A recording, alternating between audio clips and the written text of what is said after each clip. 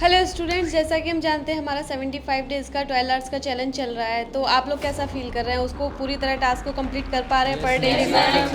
Okay, रति आप बताएंगे आपको क्या क्या प्रॉब्लम्स हुई इन 10 डेज़ में? मैम कभी कभी लगता था कि क्विट कर देते हैं, पर ऐसा हो लग रहा है कि आए हैं तो भी करना है, थोड़ा सा प्रेशर देंगे और काम हो जाएगा। बॉडी में कभी कभी होता है कि पेन होता है, घर जाके फ़ोन पे कॉल करके मम्मी को भी कंप्लेन करके पेन हो रहा है, मम्मी कुछ बता दो, क्या करूँ क्या नहीं करूँ। लगता है कि हो जाएगा। यहाँ पे कोई काम नहीं, सिर्फ पढ़ने आए, सिर्फ पढ़ना है, कोई और काम नहीं करना है, कुछ और सोचना भी नहीं है। सोचने के लिए बाद में सोचेंगे, बस सिर्फ पढ़ना है। तो टारगेट्स तो सेट करते हैं, अभी ये टिक नहीं हो पा रहा है, वजह से टारगेट सेट कर रहे हैं क्योंकि बहुत सारे काम हो जाते हैं। मेंटरशिप में सर कुछ बताते हैं, क्लास में कुछ और चल रहा होता है, फिर लगता है कि हमें खुद भी कुछ, बहुत सारी मेरी भी वीकनेसेस है, हमें उस पर भी काम करना है। तो बहुत सारी चीज़ें होती हैं पर वो सारी हो नहीं पा रही। कुछ कुछ हो रही हैं, चंक्स में हो रही हैं। पहले सोचते हैं मतलब इतना करेंगे, मान ली एक टॉपिक का पूरा टारगेट बनाया पर उसके शायद एम्स ही पढ़ पाए पूरा, या चैलेंज है उसके क्या अपॉर्चुनिटीज़ होंगी, वो सब पे पहुंच ही नहीं पाए क्योंकि मुझे अभी वो ज़्यादा बातें पता ही नहीं है। तो मैं ज़्यादा करने के चक्कर में वो थोड़ा टारगेट तो बड़ा बनाते हैं पर थोड़ा करके कंप्लीट हो पा आपको रहा भी है। 10 डेज हुए हैं ना, जैसे जैसे आपको प्रैक्टिस होती जाएगी तो आपके टास्क ज़रूर कंप्लीट होंगे। Hope so ma'am. ओके, आपको कितना टाइम हुआ है सरजीत? 8 days में। 8 डेज हुए हैं। आपने इससे पहले कभी ऐसे टास्क कंप्लीट किए या कहीं देखे? नो मैम, ये मेरा फर्स्ट टास्क है और ये टास्क कंप्लीट करने में मुझे बहुत सारे डिफ़िकल्टीज भी फेस करनी पड़ रही है। जैसे कि कभी कभी जैसे 8 to 10 आवर होते हैं तो मुझे ऐसा लगता है कि मुझे क्विट कर देना चाहिए।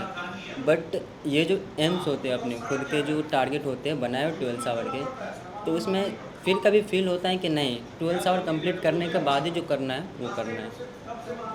तो दीपक, आप क्या कहना चाहेंगे हमारे 75 डेज़ का जो चैलेंज है इसके बारे में? मैम, इसके बारे में यही कहना चाहूँगा कि मेरे भी आज 10 डेज होने वाले हैं। तो मैं भी शुरुआत तो अच्छी किया था पर बीच में थोड़ा अब थकान थोड़ी सी होने लगी। तो सर ने बताया कि मतलब कि अगर पूरा 75 डे पूरा करना है तो साथ में आपको जैसे 12 घंटे होते हैं तो उसमें सर ने 3 भागों में उसको बताया कि 4-4 घंटे करके पूरा करना है। तो उसको जो फर्स्ट मतलब रहता हो तो लगभग सही से जाता है, और सेकंड में ही दोपहर वाला लगभग सही जाता है, लेकिन शाम वाला जो है ना, खाना खाने के बाद लंच होता है, लंच के बाद फिर नींद आने लगती है। तो सर ने बताया मतलब कई आसन भी बताया सर ने कि हाँ बीच बीच में ब्रेक मिलता है तो उसमें करते रहें।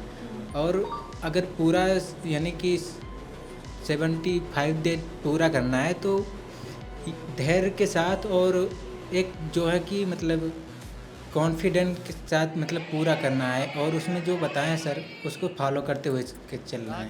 तो जैसे आप बता रहे हो कि इतनी देर में हम थक जाते हैं हाँ। टाइम में, तो आपके अकॉर्डिंग क्या हमें इस टाइम को थोड़ा कम करना चाहिए या बढ़ा देना चाहिए, या मतलब नहीं, एज इट नहीं। इज़ रखना चाहिए? आप अभी- इसी के अकॉर्डिंग चलना चाहते हैं? अभी क्या है ना कि सर भी बोलते हैं कि अभी जैसे कुछ शुरुआत करते हैं तो उसमें 1 हफ्ते 2 हफ्ते लगते हैं कि उसको आदत में लाने के लिए। उसके बाद अगर वो आदत बन गई तो फिर मुझे भी 2-3 दिन पहले थोड़ा लगा कि हाँ दिक्कत हो रही है, पर अब ज़्यादा नहीं लगता है। ओके। हाँ, और साथ में काफ़ी समय मेरा बच जाता है और अच्छा भी लगता है, कॉन्फिडेंस के साथ होता है सारा काम। ये मतलब आप मोटिवेट रह रहे हैं? Yes. अच्छी बात है ये तो जैसा कि हम जानते हैं हमारे स्टूडेंट में वही जोश है, वही एक्टिविटी प्रॉपर तरीके से है, इनको कोई प्रॉब्लम नहीं हो रही है चैलेंज क्विट करने में। ये अभी भी बोल रहे हैं कि हम इसी तरह रहना चाहते हैं चैलेंज के साथ।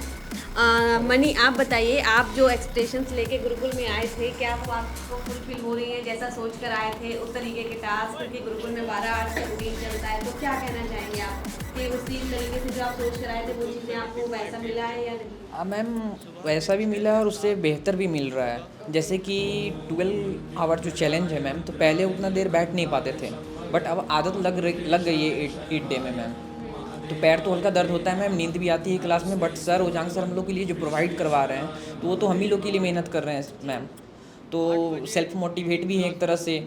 और हरदम ओजांग सर की एक लाइन थी कि खुद ही को कर बुलंद इतना कि खुदा भी पूछे बतला तेरी रजा क्या है।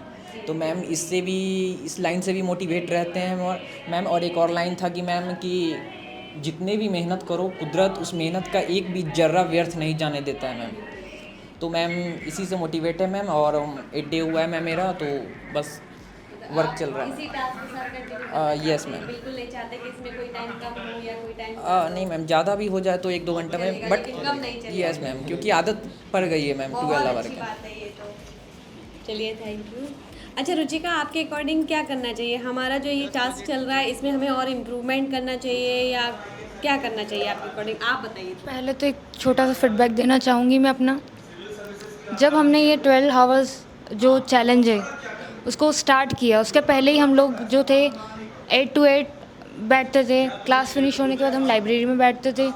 तो बैठने का तो हमारा शेड्यूल था कि हम बैठते थे, लेकिन मैम उस प्रॉपर वे में नहीं बैठते थे। हमारे टास्क जो थे कभी कभी, क्योंकि हम जब सेल्फ कुछ ग्रुप्स में कुछ फ्रेंड्स अगर बैठते थे तो प्रॉपर हमारा जो टास्क था वो कंप्लीट नहीं हो पा रहा था। लेकिन अभी यहाँ अगर हम 12 आवर्स चैलेंज का देख रहे हैं तो उसमें हम सभी लोग अगर साथ में बैठ कर पढ़ रहे हैं तो हमें मतलब अगर हम खुद भी अगर ना पढ़ना चाहें तो साइड वाले अगर हमारे फ्रेंड पढ़ रहे हैं तो हमें देख के यार वो पढ़ रहे हैं, हमें भी पढ़ना चाहिए। इसीलिए हमें और मोटिवेशन मिलता है। क्लास में सभी पढ़ते हैं, बिल्कुल शांति होती है, लाइक लाइब्रेरी।